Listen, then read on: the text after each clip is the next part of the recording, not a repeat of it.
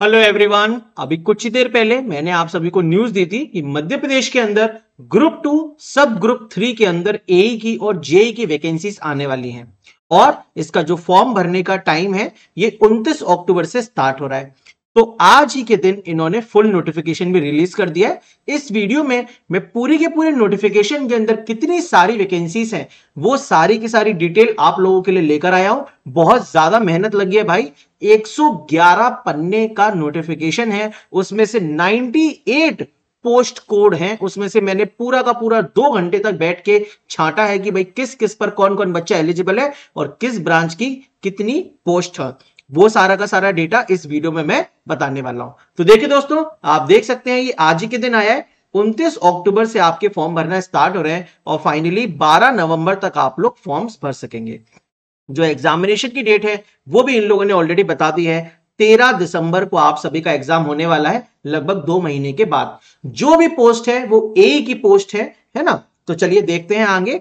जो फॉर्म भरने की फीस है वो 500 रुपए यूआर के लिए और बाकी की सभी कैटेगरीज के लिए 250 रुपए है। अगर अदर स्टेट के कैंडिडेट है तो भी आप अप्लाई कर सकते हैं, लेकिन आप यूआर कैटेगरी में अप्लाई कर पाएंगे। ठीक है।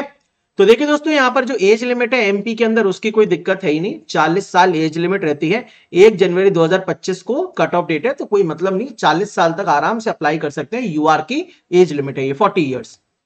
अब यहां पे बात करते हैं, सबसे पहले जो वैकेंसी है वो पोस्ट कोड 6 के अंदर है।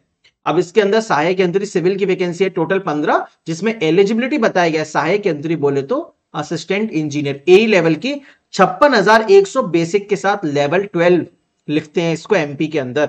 सेंटर के अंदर ये लेवल 10 कहलाता है, लेकिन एमपी में इसको लेवल 12 माना जाता है। तो मान्यता प्राप्त विश्वविद्यालय से सिविल इंजीनियरिंग में डिग्री चाहिए। फिर ये वांछनीय के अंदर लिखा है लोक शास्त्र यांत्रिकी, पर्यावरणीय अभियांत्रिकी, सैनिटरी इंजीनियरिंग क्षेत्र में मास्टर्स डिग्री। वांछनीय मतलब होता है डिजायरेबल। तो ये मैंडेटरी नहीं है, आपके पास हो तो बहुत अच्छा है, नहीं हो तो भी कोई दिक्कत नहीं है। फ्रेशर्स आराम से अप्लाई कर सकते हैं। वांछनीय का मतलब डिजायरेबल होता है। तो हर एक पोस्ट में वांछनीय कुछ ना कुछ है, लेकिन फ्रेशर्स पूरी तरीके से एलिजिबल है और सभी के सभी फ्रेशर्स ही इसमें अप्लाई करेंगे।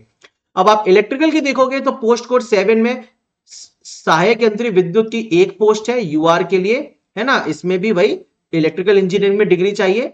और फिर पोस्ट कोड 8 के अंदर मैकेनिकल की एक पोस्ट है, यहां पर मैकेनिकल इंजीनियरिंग में डिग्री चाहिए।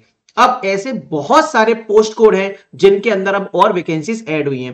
पिछली बार जो नोटिफिकेशन आया था उसमें सिर्फ पोस्ट कोड 6, 7 और 8 में एई की वैकेंसी थी, लेकिन इस बार बहुत सारी वैकेंसीज है। देखिए यहां पर पोस्ट कोड 6, 7, 8 के बाद 61, 62, 63, 64, 65। यहां देखिए सहायक यंत्री सिविल, सहायक यंत्री विद्युत, सहायक यंत्री मैकेनिकल, फिर सिविल, फिर विद्युत। अब नंबर ऑफ वैकेंसीज मिला जुला के बहुत कम है, मतलब कम कम दिख रही हैं, लेकिन मिला जुला के ठीक ठाक बन जाती हैं। फिर यहां देखिए सहायक यंत्री सिविल, विद्युत, जल आपूर्ति एवं सीवेज विभाग, विद्युत एवं यांत्रिकी, सिविल, मैकेनिकल, ऐसे करके टोटल 68, 69, 70, 71, 72, 73, 76, 77, 78। तो ये पूरा का पूरा डेटा भाई मैंने निकाला है। अभी 2 घंटे लग गए मुझे ये सब करने में। दोस्तों एक लाइक जरूर कर देना यार इस वीडियो पे। 86, इसके बाद 87, 90 से लेके 96 पोस्ट कोड तक सहायक यंत्री की वैकेंसी अवेलेबल है। तो इसमें अगर आप देखेंगे तो इलेक्ट्रिकल, सिविल और मैकेनिकल की वैकेंसीज हैं। अगर टोटल वैकेंसी देखेंगे तो इसके अंदर कितना बनता है, मैंने डेटा नोट किया है, मैं आपको बता देता हूं।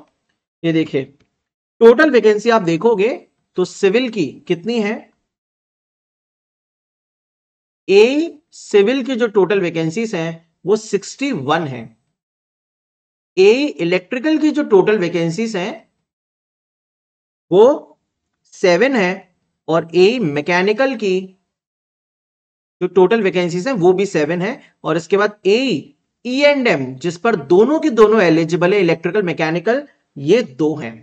Post code 92 and 96, post 92 and 96, इसमें 2 वैकेंसीज हैं। तो इलेक्ट्रिकल की 7 है, मैकेनिकल की 7 है और सिविल की 61 वैकेंसीज हैं टोटल। समझ गए। तो सिविल काफी ज्यादा डोमिनेट कर रहा है और सारी की सारी ए की पोस्ट है 56,100 बेसिक पे के साथ। एमपी के अंदर ए की पोस्ट पर कोई 70, 80, 90% का रूल भी नहीं चलता, तो कोई दिक्कत नहीं। एक बार अगर सिलेक्ट हो गए तो बहुत बढ़िया रहेगा। सब इंजीनियर के थ्रू मुझे लगता है कि पहली बार ये ए की रिक्रूटमेंट होने जा रही है। इसके अलावा एक और वैकेंसी है, देखिए पोस्ट कोड नंबर 16 इसमें टोटल 65 वैकेंसीज हैं जो कि मैंने अभी इसमें इंक्लूड नहीं किया, तो ये अलग है।